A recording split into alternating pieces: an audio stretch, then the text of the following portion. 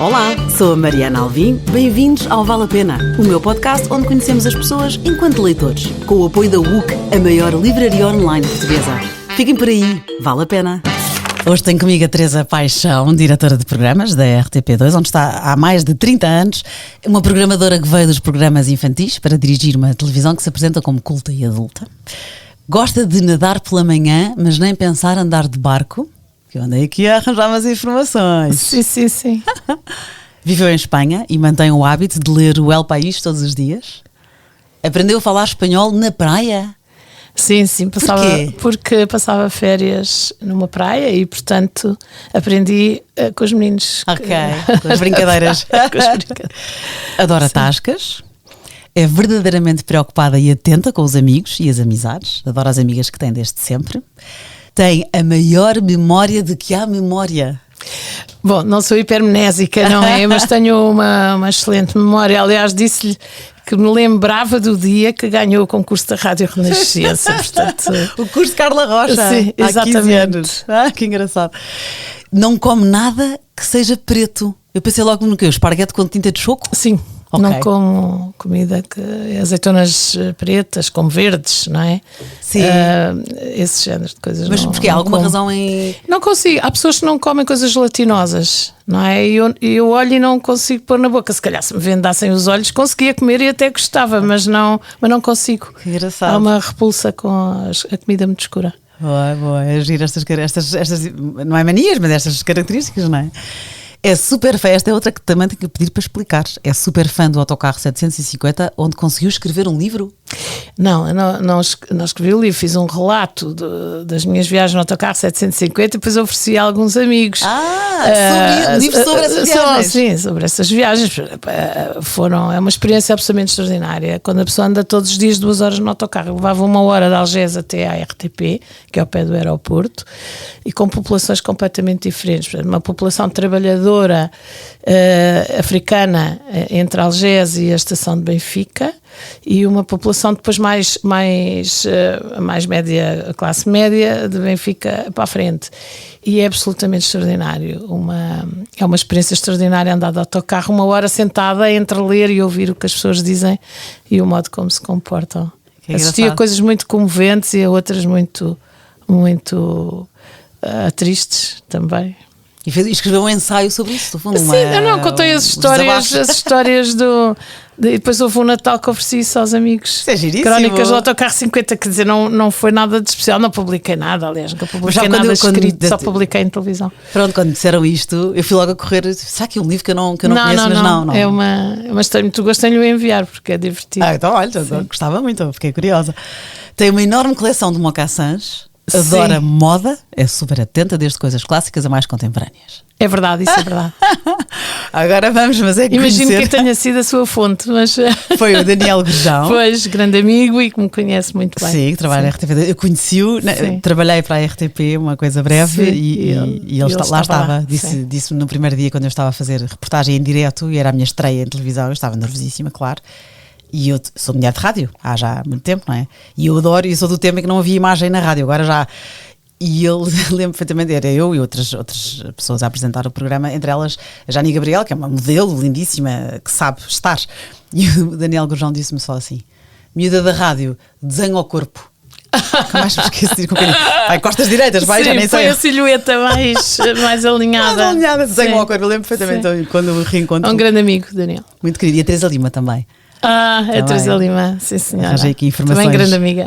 Exatamente. Bom, vamos então conhecer a Teresa Paixão, leitora. Quando e onde costuma ler? Olha, leio em todo lado, nasci para ler, portanto até leio no Autocarro 50. Há pessoas que enjoam quando leem. Gosto especialmente de ler ao ar livre. Tenho tentado um bocadinho perceber porque acho que vejo mal, não é? Sou miúpe e portanto já não vejo com a mesma, já não tenho a mesma capacidade de ver, e acho que a iluminação natural facilita-me muito a ler. Gosto de ler ao ar livre, mas fui feita para ler. Portanto, leio em qualquer lado. Leio na praia, leio dentro dos carros, leio nos comboios, leio sozinha, em casa, na varanda, no jardim. Leio em qualquer lado. Não todos tenho os nenhum dias. sítio. Todos os dias, sim. Sim. Isso sim, claro.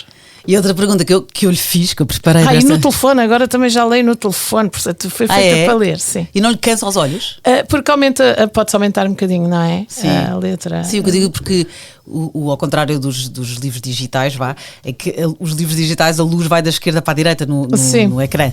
No telefone ou no tablet vai para os olhos. Pois, mas é evidente, não é ler horas seguidas. Mas se for preciso, se não tiver nada que fazer assim num bocado em que não tenho um livro, uma repartição pública onde é preciso esperar, eu leio no telefone. Boa.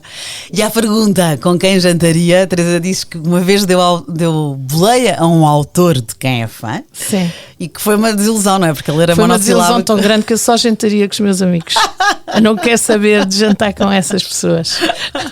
Mas também percebi porque é que... Depois tentei perceber a enorme desilusão. Portanto, uma pessoa de quem eu gosto muito como escritor, não conhecia e achei um mono autêntico e, portanto, e antipático até. Mas depois também tentei perceber e percebi uma coisa: nós, quando conhecemos estes autores, a menos que sejamos amigos, enfim, verdadeiramente amigos, não era o meu caso, conhecemos as circunstâncias em que eles vêm numa tour das feiras dos livros. São de rastos. Pronto, as pessoas estão de rastos, não querem falar, estão a falar há 18 dias, há 20 dias, há um mês, e naquele momento não querem falar. Têm ali só uma pessoa e permitem-se a não abrir a boca e a responder por monossílabos e a não querer saber do que a outra pessoa diz. E portanto, enfim, apaziguei-me um bocado com isso. Mas definitivamente só jantava com os meus amigos. Não queria jantar com mais ninguém que não... nenhuma desilusão. Mais nenhuma desilusão. E continuou fã do autor. Portanto, fãzíssima do autor. Não teve uma coisa a ver com a outra. Ele hoje não foi escolhido, mas vamos então aqui. Provavelmente é uma ótima pessoa. É um homem antipático. Estava cansado. Sim. Eu achei graça quando a Teresa me disse. Eu até sou protocolar. Portanto, quando eu o deixo à porta do hotel, sairia do carro para me despedir, já nem me deu trabalho. Exatamente, estava tão irritada que me despedi. Olha, adeus. Adeus, exato. E o homem também se foi embora também contente. Não se esforçou. Vamos então aos livros, por acaso não dele, mas de outros autores. Os Santos Inocentes, do Miguel Delibes. Miguel Delibes. Meu escritor preferido, um dos meus 10 escritores preferidos, o espanhol preferido, absolutamente. E lê no original, claro. Leio no original. E descobriu através de um realizador da RTP mais velho, chamado Artur Ramos, que infelizmente já morreu. Um senhor que eu via nos corredores da RTP, muito mais velho do que eu e, portanto, com muita cerimónia, o cumprimentava como está, mas não trocávamos mais do que isso. Um dia fui a Badajoz, a uma livraria em Badajoz, que já nem existe, e ele estava lá, o senhor estava lá, e o senhor olhou para mim um bocadinho, como quem diz, eu já vi esta pessoa. E eu, atrevida, disse: olá, eu trabalho na RTP e cruzámos-nos por lá. E o senhor, o Artur Ramos, pergunta, era tradutor do Montalbán, o Artur Ramos e a mulher traduziam o Vasquez Montalbán, e o Artur Ramos disse: então, mas o que é que está aqui a fazer na livraria e tal? E eu gosto imenso de moda, disse: eu também vim ao Corte Inglês. Não havia Corte Inglês em Portugal, também vim, mas agora também gosto de vir aqui à livraria. Então, e o que é que cá vem fazer? Venho à procura de livros. Então, eu conheço o Miguel Delibes? E eu: não conheço. O senhor escandalizado: como é que uma pessoa que gosta de literatura espanhola não conhece Miguel Delibes? E ofereceu-me um livro chamado Una Señora de Rojo sobre Fondo Gris. É um livro absolutamente magnífico, que eu li numa noite. É um livro pequeno, que eu li numa noite e na outra noite li outra vez. Portanto, é mesmo um livro magnífico. E o Artur Ramos disse: então, olha, Teresa, vamos fazer assim, eu ofereço-lhe este livro e vou comprar outro do Delibes para mim. Depois, quando a Teresa ler, trocamos, que é para ler dois. E durante muitos anos trocámos livros, o Artur Ramos e eu. Encontrávamos de 3 em 3 meses para almoçar e trocávamos livros, e descobri muitos autores com ele e muitas histórias e muitas coisas muito boas. Portanto, agradeço-lhe muito. E o Delibes depois foi uma grande paixão. E outro dia, o ano passado, este primeiro livro que eu li de Delibes transformou-se numa peça de teatro. Eu fui a Madrid só para ver a peça. E valeu a pena? E valeu-me mesmo muito a pena. Rojo é encarnado? Rojo é encarnado. Portanto, é encarnado sobre uma senhora encarnado sobre cinzento. É uma coisa muito pictórica, porque isto é a mulher de um pintor E um amigo desse pintor retratou a mulher dele, é sobre a mulher de um homem que é pintor, e um amigo dele retratou a mulher dele vestida de encarnado num fundo cinzento. Portanto, a capa do livro era até um quadro, era muito bonito. Mas é um escritor absolutamente extraordinário. E então fala-me lá desta sua escolha dos Santos Inocentes. Os Santos Inocentes é um livro que eu sei que está traduzido em Portugal. Está, sim, senhora. E é uma história incrível. O Miguel Delibes era um homem licenciado em Direito e professor de Direito Comercial e que depois se tornou diretor do Jornal de Valladolid, onde ele viveu sempre. E também escritor. Tinha imensos filhos, 7 filhos, alguma coisa de género. Uma das filhas, que se chama Elisa Delibes, é uma grande promotora da imagem e da obra do pai, portanto fizeram uma grande exposição. O senhor teria feito 100 anos há pouco tempo. Há 4 anos, pois, ele nasceu em 1920. Sim, há 4 anos, e portanto fizeram uma grande exposição em Madrid, na Biblioteca Nacional de Madrid, sobre as obras dele, e era um homem simples, até porque tinha muitos filhos. Lembro-me de ter visto uma entrevista com a filha, perguntar se o pai tinha uma caneta, ela, não, coitado, não tinha nada, ele tinha uma bic qualquer, e quando já não havia a esferográfica, ele mandava-nos à tabacaria a dizer, vai ali a comprar uma esferográfica. Portanto, coitado do homem, tinha que sustentar os filhos. Ganhou um prémio Cervantes e era um homem que escreveu muita coisa. Escreveu um romance histórico extraordinário chamado Os Hereges, e Os Santos Inocentes é sobre as pessoas invisíveis, as pessoas que durante muitos anos, que agora nós temos mais cuidado, mas que durante muitos anos era como se não existissem. A classe operária, neste caso os agricultores, aqueles meninos atrasados que nasciam porque os pais não tinham cuidado, a mãe não tinha cuidados maternos infantis, a ciência estava muito mais atrasada, comiam mal, passavam fome, e esses filhos atrasados que depois tinham características muito particulares, mas que ninguém olhava para eles. E portanto é um livro, do meu ponto de vista, sobre a luta de classes e sobre como a classe alta era soberba nesses tempos, soberba e malcriada. Eu às vezes acho que as pessoas queixam-se contra o politicamente correto, e eu acho que o politicamente correto foi uma benção. Claro que tudo tem exageros, e depois a dado menos não há sentido de humor, que é uma coisa que eu tenho imenso e até é um bocado irritante. Mas quando começou para pôr as pessoas muito mal educadas menos mal educadas. Portanto, as pessoas começaram a ter vergonha de identificar a empregada como a sopeira. Eu ouvi muitas vezes isto de amigos meus. E foi muito bom terem vergonha disto, porque as palavras menorizavam as outras pessoas. No fundo, este livro é um bocado... Vamos chamar a atenção, chamar a atenção. No entanto, depois, no fim, nós percebemos que há um poder destas pessoas, a dada altura, elas também têm poder. E isso é muito interessante. É lindíssimo, o livro é lindíssimo. O Delibes gostava imenso de caçar, que é uma coisa que parece um pouco incongruente com o seu amor pela natureza, e esse livro tem algumas situações de caça muito interessantes, são muito contraditórias, não é? O gosto pela caça, mas a dúvida. Pois há aqui o protagonista que tem uma devoção por pássaros, sim, não é? Exatamente. Pronto, e tem, aliás, um milhafre dele próprio. Sim. Ok. Sim. Pronto, e depois há aqui a classe alta que contrata uma família que depois lá está, porque um é também deficiente, é despedido de onde estava. Sim. Vão todos trabalhar para um que fala nas condições, mas não as salariais. Portanto, pois, claro. Sim. Tem em casa, tem comida, tem que fazer isto. Que horror, quase escravatura, não é? Era praticamente escravatura pela comida e pela casa. Ora bem, Os Santos Inocentes. São de 130 páginas, é assim um livro pequenino. Sim, é um livro que se lê também numa tarde, e na tarde seguinte pode-se ler outra vez. Dá para reler com facilidade. O Miguel Delibes... Sou devota do Miguel Delibes. Quando ele...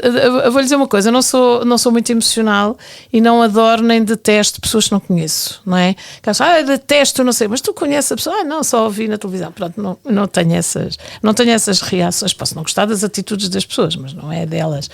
E também não me emociono com a morte de alguém que nunca vi. E com o Delibes, quando ele morreu, fiquei verdadeiramente emocionada e sobretudo com muita pena de não ler mais livros dele. Por acaso o senhor tinha deixado 2 livros assim meio feitos, e depois a família acabou-os e eu tenho-os. E ainda foram publicadas umas cartas que ele escreveu com o Francisco Umbral, de quem era grande amigo, e também tenho esse livro. Mas foi provavelmente a pessoa que mais me emocionou quando morreu, embora tenha morrido bastante idoso, não foi uma morte prematura. 90 anos. Pois, emocionou-me imenso por pensar, que diabo, não vou ler mais livros do Delibes, agora é só reler. Ora bem, considerado um dos grandes escritores espanhóis contemporâneos, a sua obra recebeu inúmeros prémios, incluindo o Nadal, o Príncipe das Astúrias, o Prémio Nacional de Letras Espanholas e o Cervantes, que a Teresa já tinha referido. Ele foi membro da Real Academia Espanhola desde 75 até morrer em 2010, e tinha uma grande produção literária carregada de uma perspectiva irónica, da qual aproveita para denunciar as injustiças sociais e criticar a pequena burguesia. E depois, além disso, aprofunda-se na representação destes hábitos. Então, uma boa crítica, como diz, é um abrir olhos e apontar dedos, não é? Sim, é muito bonito. E além disso, é muito bonito, é uma escrita lindíssima. Eu li em castelhano, mas tenho a certeza que a tradução portuguesa é igualmente não tira a beleza da escrita do Miguel Delibes. Inocentes. E depois eu vou ver aqui também se a Senhora de Encarnado sobre Cinzento está traduzida ou não. Eu depois deixo tudo no descritivo deste episódio. Ana Karenina foi também uma escolha da Teresa, do Tolstói, claro. Sim, Ana Karenina porque adorei o livro, não é? Porque eu adorei. Mas a Ana Karenina foi lida em duas etapas diferentes, aliás, como um outro, que é o Reviver Passado em Brideshead. Eu li a Ana Karenina quando tinha 18 ou 19 anos, e depois, num verão, e depois voltei, e depois ainda vi a série, não é? Ainda vi os filmes e tal. Mas a tradução que eu li foi com certeza, tenho quase a certeza, não sei, não fui confirmar, mas tenho quase a certeza que era da versão inglesa. Portanto, a tradução para português foi da versão inglesa. E por isso, na minha cabeça, o final não era aquele. E eu fiquei muito surpreendida agora que li uma versão traduzida diretamente do russo. Penso que são uns irmãos chamados Guerra, com o apelido Guerra. E fiquei surpreendida, eu não tinha na minha cabeça não era este final, eu idealizei ali um outro final. E por isso achei graça a isso, não é? Que na minha memória o final era outro, e por outro lado observei coisas que não tinha nunca observado quando se tem 18 ou 19 anos. Eu quando li aquilo aos 18 ou 19 anos, aquilo é uma grande história de amor, e várias histórias de amor, não é? Porque há várias relações. Grande, tem 700 páginas. Era uma grande história de amor, e era uma história de amor complicada, complexa, mas também tinha outras. Há várias histórias de amor no livro. Era um livro das relações entre as pessoas, das relações sentimentais entre as pessoas, e de como as relações sentimentais batem tanto na nossa sociedade, embora seja uma coisa só a dois, não é? Mas as pessoas querem determinar.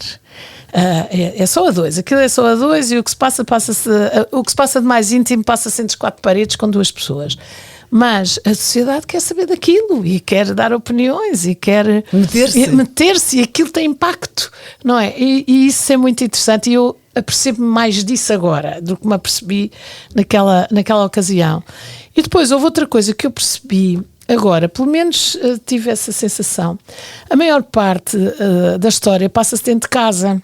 Eu gosto imenso de falar e gosto imenso de cadeiras e, como objeto. E costumo dizer, eu devo gostar de cadeiras porque quero-me sentar lá a falar, não é? Portanto, preciso de cadeiras para falar. E eu gosto de falar e gosto de ouvir os outros a falarem. E aquela história, como muitas histórias dos russos, eles têm muito mau tempo, portanto eles não podem estar muito tempo na rua porque congelam.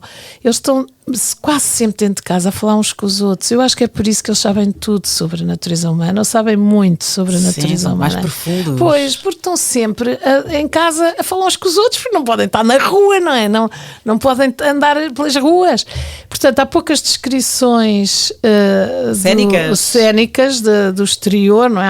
Há muito poucas, e eu gostei imenso disso. Gostei imenso dessa sensação de que aquilo é um livro sobre conversas. E gostei muito, e isso só me apercebi agora, só dei por isso agora. Quando releu já pronto, era miúda, era adolescente quando leu. 18, 19 anos, devo ter visto filmes e séries quando tinha 20 e 30, e agora tenho 64 anos, li o ano passado. É mesmo recente a releitura. Sim, é mesmo, sim, foi no verão do ano passado, e acho que foi mesmo muito, muito espanto. Houve ainda espanto. Que é bom, sim. Que é difícil de ser uma grande leitora, Grande, quer dizer, no sentido de ler muito. Sim, leu muito e ainda conseguiu ser arrebatada. Consegui ser arrebatada, sim. E ainda para mais, era à frente do seu tempo, porque é uma mulher que trai o marido, vá à premissa, não é? Muito rapidamente, mas escrito no final do século XIX, portanto, 1878. Eu não sei se ela era à frente do seu tempo, eu acho que deve ter havido imensas mulheres que traíram o marido. Mas, sem dúvida, como continua a haver, com certeza. Pois, mas o falar sobre isso... Como maridos traíram as mulheres, não é? Sempre. Mas era uma mulher de um determinado grupo social que trai o seu marido, enfim, com um conde muito mais novo, não é? De quem tem uma filha, e é um homem muito mais jovem, e o marido era um homem socialmente bem posicionado, e portanto... O marido era um homem bem posicionado na sociedade, era perto do príncipe do czar e estava próximo, tinha uma profissão próxima, e portanto tudo isso complicava bastante. Mas não sei se ela estava à frente do tempo dela, mas mesmo que não estivesse uma grande história. O Tolstói está à frente do seu tempo, no final do século XIX, escrever sobre isto. Não, acho que parece que ele tem uma irmã que aconteceu-lhe isso. Ai, que chique, isso eu não sabia. Aparentemente a Ana Karenina foi baseada na história de uma irmã que se apaixona por outro homem não mais novo, nem a história é igual, mas é... Sim, ele tem que mudar mas há qualquer coisa. Sim. Ai, que maravilha, Ana Karenina. E também deixe-me dizer-lhe uma coisa, posso parecer um pouco conservadora, mas não sou. Eu acho que também isso não é estar à frente do tempo, não é? Estar à frente do tempo é a compreensão sobre esse assunto. Eu acho que quem conseguiu compreender, o caso da cunhada da Ana, conseguiu compreender. Eu acho que essas pessoas é que estavam à frente do tempo, porque isso eu acho que sempre existiu. Não, tem toda a razão, mas não se falava sobre isso, não é? Sim. Estou eu a ser conservadora, ou seja, se calhar, eu acho que não se escreveu porque os homens é que escreviam e se calhar não queriam escrever sobre uma mulher, achavam que era uma... Pois, nós é que temos esse direito, não vamos agora cá dar ideias. Ora bem, portanto, ele era open-minded nesse sentido. Ele nesse sentido esteve um bocadinho à frente, mas eu acho que quem estava à frente verdadeiramente não é isso sempre aconteceu, não é? A pessoa apaixonar-se por outra pessoa. Sim. Sempre aconteceu, sobretudo naquelas épocas em que os casamentos eram um bocado uma coisa combinada e portanto era natural que a pessoa se apaixonasse por outro, e as pessoas eram muito jovens quando casavam e tudo. Quem eu achei que estava verdadeiramente, que podia estar verdadeiramente à frente do tempo, era a cunhada conseguiu compreendê-la. E isso é que eu acho que devia ser difícil naquela sociedade tão repressiva, haver alguém que diz, ok, eu consigo compreendê-la, a mulher do irmão, e portanto não vou pô-la de parte. E acho que essas pessoas é que estão fora do tempo delas. Sim, okay. Não sei se estão à frente ou atrás, mas estão fora do tempo delas. Sim, tem razão. Quando eu digo à frente, não é o que ela fez, é ele escrever sobre isso. Sim, e também sobre a compreensão, mas é um ótimo ponto, tem toda a razão. Ana Karenina, do Tolstói. E en passant referiu Viver o Passado em Brideshead, é do Evelyn Waugh, já foi falado aqui também neste podcast, e depois deixo aqui também como recomendação. Eu recebi um americano há uns tempos, um autor do American Psycho. Sim, que tem filme, pronto, o Bret Easton Ellis esteve em Portugal e ele também escolheu Ana Karenina. Que engraçado, mas é uma grande história. Outro dia, eu acho que aconselho aos meus colegas do desporto. Porquê? Porque eu acho que eles estão demasiado focados na superação física, não é? E isto é a superação emocional, mental. E então digo-lhes, ali Ana Karenina, tu vais ver, aquilo também é de superação, é superar uma sociedade inteira, é as pessoas que estavam à volta delas, como é que vão lidar com aquilo, não é? Também têm que se superar em alguns casos, como foi o caso da cunhada e também de uma prima. Pronto, acho que as pessoas que estão muito ligadas ao desporto devem ler estes romances. E não vale verem o filme, não tem nada a ver. não é de também vale. Mas é o resumo, é batata. Sim, quer dizer, não se tem mesmo prazer, mas também vale ler o filme, o filme. Ana Karenina, do Tolstói. Outro livro que escolheu. E a propósito desta conversa, lembrei-me de um livro que lhe recomendo, que é do Amor Towles, que se chama Um Gentleman em Moscovo. Sim, conhece? Acho que já me soou, já li alguma coisa sobre ele. Pronto, recomendo, mas não li. E lembrou-me isto porquê? Porque russos, e é também, e neste caso, dentro de um hotel. É um homem que é condenado a prisão perpétua não, prisão domiciliária, mas num hotel. Sim, E depois o que se passa é as personagens, há uma criança, há as amizades que ele cria com os empregados do hotel, há o chefe que tira do quarto bom para pôr no quarto mau, o chefe do dono do hotel. Está ali também diferenças de pessoas, se bem que é tudo a mais classe mais alta, porque é um hotel de luxo. Sim. Mas depois há a classe operária, não é? Portanto, eu acho que é o seu género e recomendo-lhe, depois deixo aqui também nas notas, Um Gentleman em Moscou, também está traduzido e recomendo a quem nos ouve. Outro livro então que escolheu, O Mundo de Ontem, de Stefan Zweig, também está traduzido. Ora bem, O Mundo de Ontem, eu tenho uns grandes amigos, não vou dizer os nomes porque não lhes pedi autorização e são pessoas conhecidas, vagamente conhecidas, portanto não pedi autorização para os nomear, portanto não quero estar a nomear, mas uns grandes amigos, grandes leitores intelectualmente, infelizmente um deles já morreu, e era um casal. Está a conversa com o Artur Ramos a falar de livros. Sim, mas o Artur Ramos, eu sei que ele gostaria. Estes amigos não tenho a certeza, portanto prefiro não dizer. E por isso, esses grandes amigos têm uma casa aqui perto, ao pé de uma praia, e eram pessoas que eu admirava muito. São pessoas bastante mais velhas do que eu e que conheci bastante nova, tinha 25 ou 26 anos quando os conheci. Eles já tinham uma carreira, já eram pessoas conhecidas, já tinham 46, 47 e por isso tenho uma grande admiração por eles, não é? E tenho, ainda hoje essa amizade se mantém com a minha amiga, que está viva ainda, felizmente, e espero que por muitos anos, porque gosto muito de estar com ela e quero estar muitos mais anos. E tinham essa casa e eu tinha uma grande devoção por eles e aquelas pessoas que nos influenciam muito em muitos aspectos, não é? E ainda por cima são pessoas extremamente abertas do ponto de vista cultural. Eu digo a brincar que eles até eram capazes de ver o Kim Barreiros e apreciar. Tenho a certeza que apreciariam uma pessoa como o Kim Barreiros numa perspectiva diferente do que apreciam o Chico Buarque ou assim. Mas são pessoas eram pessoas muito cutilantes em relação aos outros e muito, muito afáveis em relação às outras pessoas.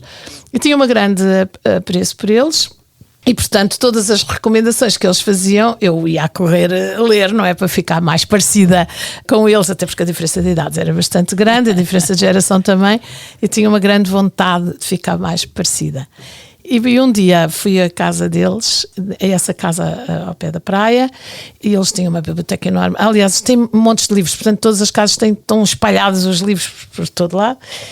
E tinha uma enorme biblioteca e o meu amigo disse-me, olha, já conhece isto, era um livro em francês, eu leio em francês, já conhece aqui, o Stefan Zweig, conhece das 24 horas do Dia de uma Mulher, do filme, não é? Tinha visto o filme.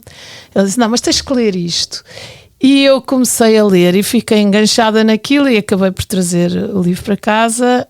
E é um livro extraordinário, é um livro do qual eu praticamente ainda sei o início, não é, de cor, que é um livro que diz que estamos em 1920 e o fim da guerra tinha trazido uma sensação de segurança muito grande, as pessoas pensavam que era tudo possível e que não voltaria a haver uma guerra. Infelizmente, 20 anos depois estavam outra vez metidos noutro grande sarilho, passa-se entre a Áustria e a Alemanha e eu dou-me conta de uma geração absolutamente extraordinária, que é uma geração que tem muitos vizinhos, não é? Nós não só temos um vizinho, do outro lado está o mar, e eu nunca me tinha apercebido. Eu tinha 20 e poucos anos quando isto foi, 27, 28, não me tinha apercebido tanto do isolamento de Portugal, não é? Quando comecei a ver aquele livro, comecei a perceber que quando se vive cheio de vizinhos, a interação intelectual é muito grande. É 1000 vezes maior do que aquela que nós podemos ter, não é?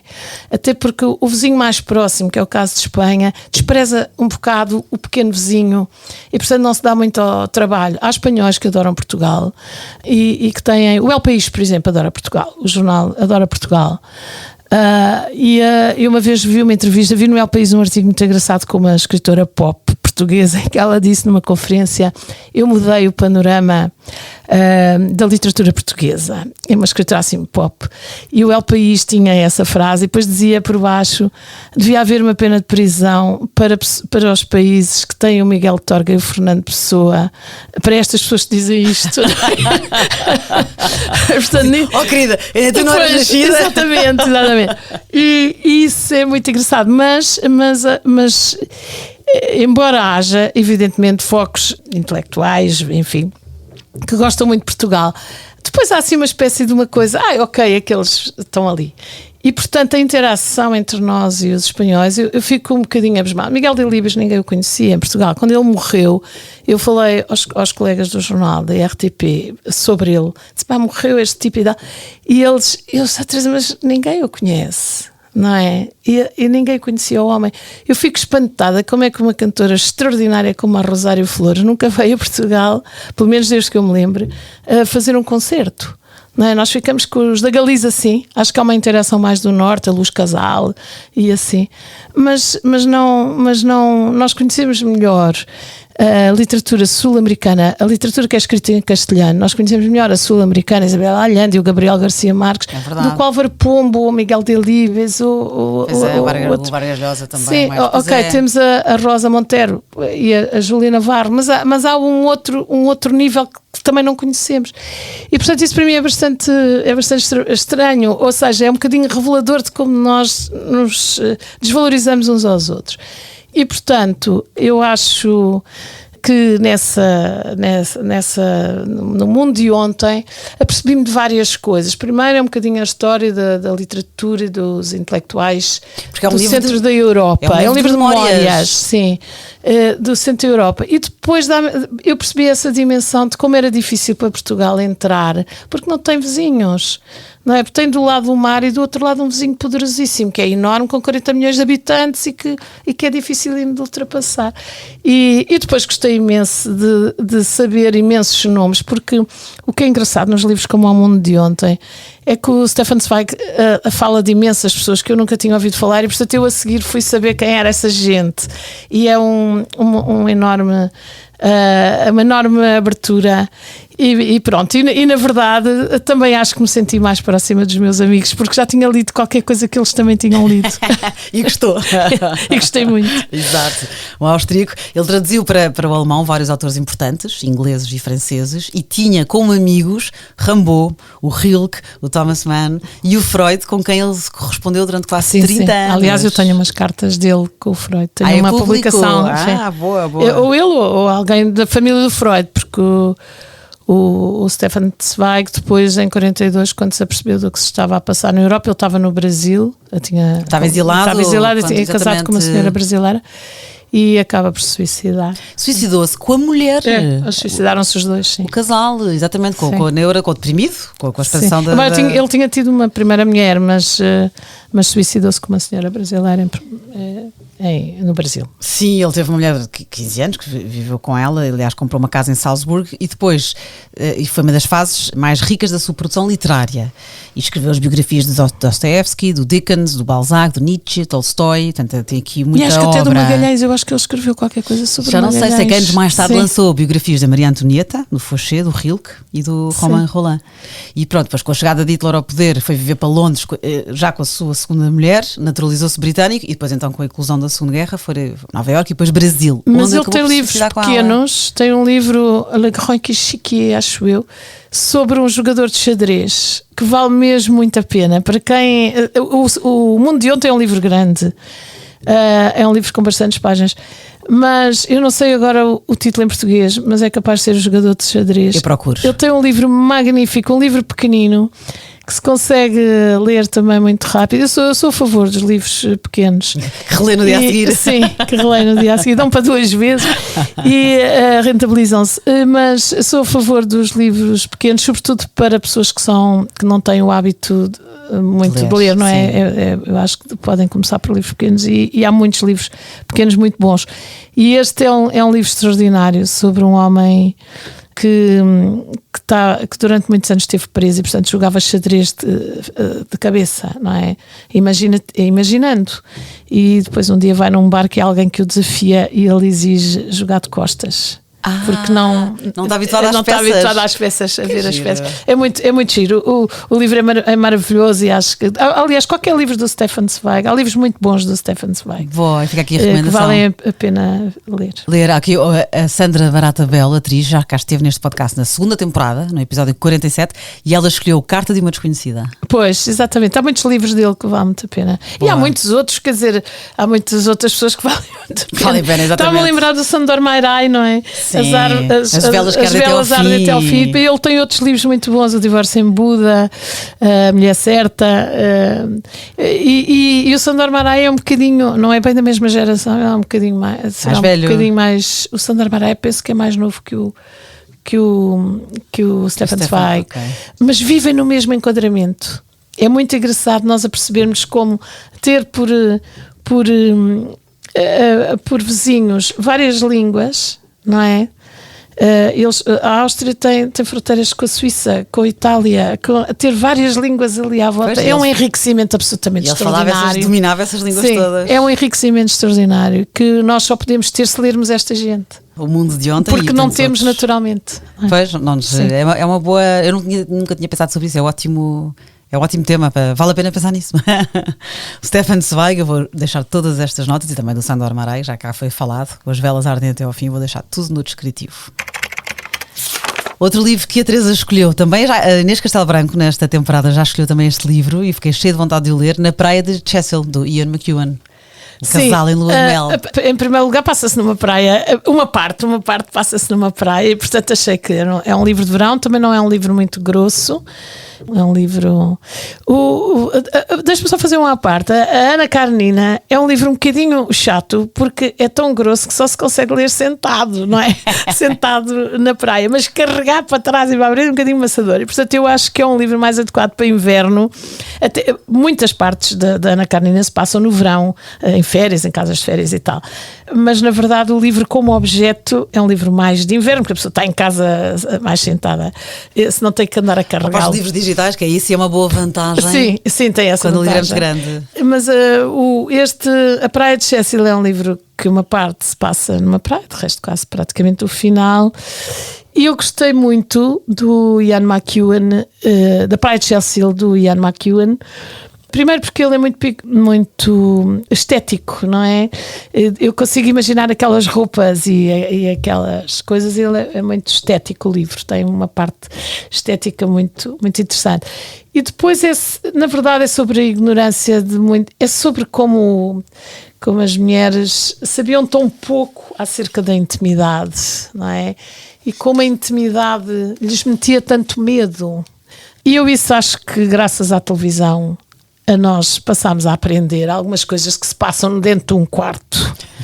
E essas pessoas ainda não tinham a televisão para aprenderem o que se passa dentro de um quarto. Pois é, em 1962 que o casal, o Edward Sim, já havia televisão casam... em Inglaterra, mas se calhar ainda nem se mostravam essas cenas, claro não é? O cinema e a televisão ajudaram imenso a minha geração a perceber bem, porque é muito difícil para os pais falarem na sexualidade dos seus filhos, tal como é muito difícil aos filhos imaginarem a sexualidade dos pais, não é? Os pais não têm sexo, a gente nasceu por obra e graça. Pronto. E é muito difícil para os pais. Eu não sou daquelas pessoas, provavelmente já fiz isso, mas atualmente que condena muito, porque os pais deviam falar. É muito difícil. Os pais fazem o que podem, porque é mesmo muito difícil, não é? Isso não tem a ver também com a época. Não, tem a ver mesmo com a relação dos pais com os filhos e portanto é muito difícil aos pais estarem a falar de sexo aos filhos e por isso eu acho que esse livro reflete duas coisas. Duas classes sociais muito diferentes, portanto a família da menina é uma família upper class de intelectuais, a Iris Murdoch é visita de casa dela e a família dele é uma família da pequena burguesia, um pai, penso, se bem me recordo era professor e por isso uma família da pequena burguesia e um rapaz que eles casam em grupo social diferente. Mas na verdade ele estava muito mais preparado para se casar porque provavelmente havia conversas com ele entre os amigos dele, que são pessoas mais simples, não é? Pessoas mais simples, mais populares, diríamos nós até talvez mais desbocadas, que eram capazes de falar sobre mais coisas do que ela. Ela não sabia o que é que havia de fazer com um homem nu dentro de um quarto. Não é? E é toda uma conversa à volta disso. Exatamente. Não é? E portanto, e apanhou um susto tão grande E apanha um susto enorme, não é? Com o que lhe acontece. E eu aí acho que é engraçado, porque acho que esse livro leva-nos a pensar, à minha geração, que foi a primeira assim a ter televisão de uma forma nas casas, não é? E isso, as pessoas começarem a comprar, acharem que aquilo era um objeto útil para elas. Não posso deixar de puxar a brasa à minha sardinha, não é? Como é óbvio. Estava a pensar nisso. Mas eu acho que foi a primeira geração que viu o que é que se pode passar dentro de um quarto. E, portanto, foi muito mais claro, muito menos assustador para a minha geração e depois as gerações posteriores. É muito menos assustador do que a pessoa, de repente, ver-se com um homem que tem uma fisionomia muito diferente da nossa, de uma mulher que nunca tinha visto, não é? Ela nunca tinha visto uma pessoa nua, despida, só nos quadros e nas esculturas. Sim. Portanto, não imaginava a coisa ao vivo e não sabia o que é que havia de fazer com aquilo, não sabia como se comportar. E acho que isso é muito interessante, acho que foi muito interessante da parte do Ian McEwan, do escritor, ter posto essa questão, não é? Como era, porque ele sabia, provavelmente saberia, não é? Até porque naquela altura havia um bocadinho a moda dos rapazes irem aos bordéis aprender umas coisas. Pois, e ele nasceu em 48, é completamente a geração. Sim, baby boom, e as meninas não iam a bordel nenhum, não é? Ninguém mandava uma menina para um bordel saber nada. E, portanto, acho que nesse sentido é muito interessante, para além de ser muito bonito. Todo o livro, as descrições do livro são muitíssimo bonitas. E também há filme, portanto, se alguém quiser ver o filme. E este livro é pequenino. Assim, é um livro pequenino. Lá está o livro para reler um dia a seguir.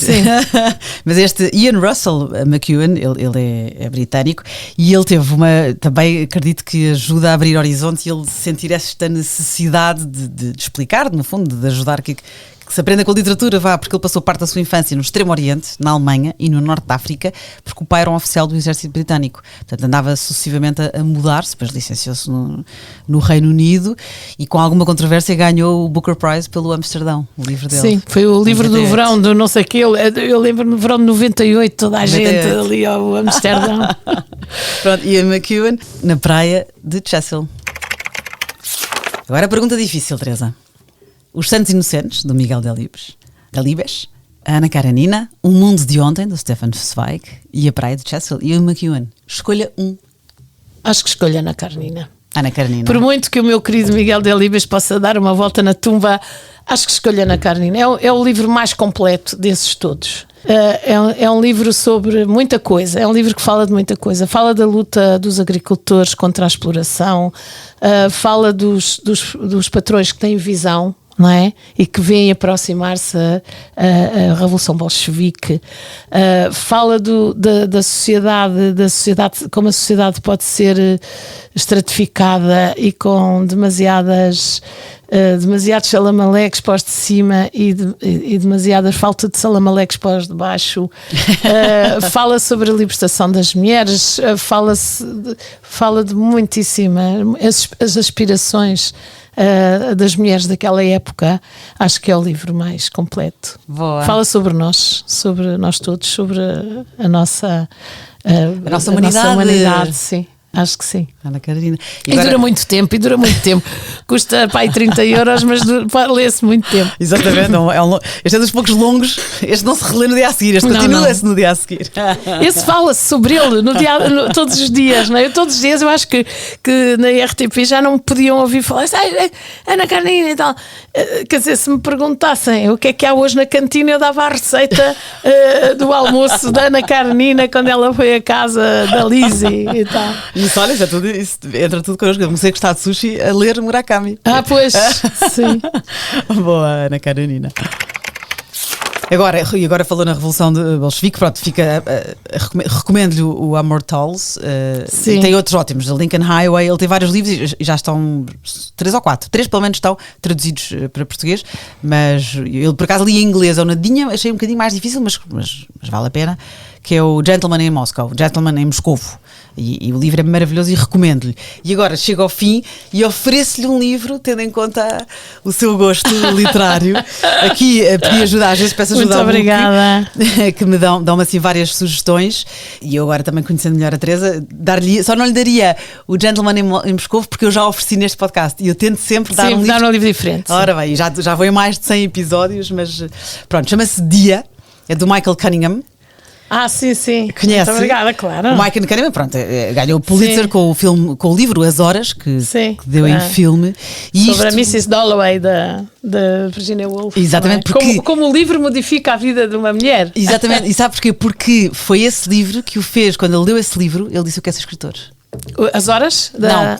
Quando leu a Mrs. Dalloway.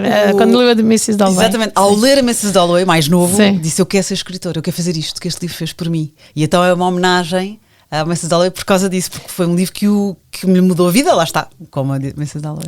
Mas vou-lhe dizer uma coisa, eu tenho a postura contrária. Quando era miúda, lia já bastante, muito.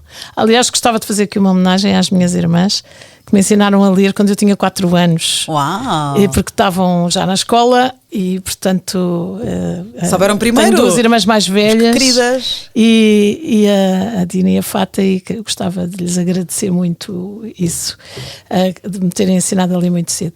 Mas sempre fui sempre leitora de várias coisas. Houve uma altura que queria ensaios e depois queria outras coisas. Mas sempre que li um livro, percebi que não podia ser escritora. Não iria fazer nada tão maravilhoso e, portanto, valia a pena. Ainda hoje acho isso, mas queria escrever para quê? Gosto de escrever as crónicas do Autocarro 750, cá estive vestido, mas não é para publicar. E portanto foi um bocadinho ao contrário. Quanto mais leio, acho mesmo, isto é mesmo muito difícil. E pronto, foi assim um bocadinho o processo ao contrário. Mas agradeço-lhe o livro, também li As Horas e acho que vale a pena. E também acho que vale a pena ver o filme, tem grandes atrizes. Sim, tem, senhor, um elenco incrível. Um elenco incrível, que vale a pena. Este livro Dia é uma meditação inesquecível e literariamente irrepreensível, estou a ler, claro, acerca do amor e das perdas, das lutas e das limitações da vida familiar. Porque isto retrata uma família antes do confinamento, durante o confinamento e após o confinamento. E temos pai e mãe, a relação conjugal não fácil, mas temos também as crianças.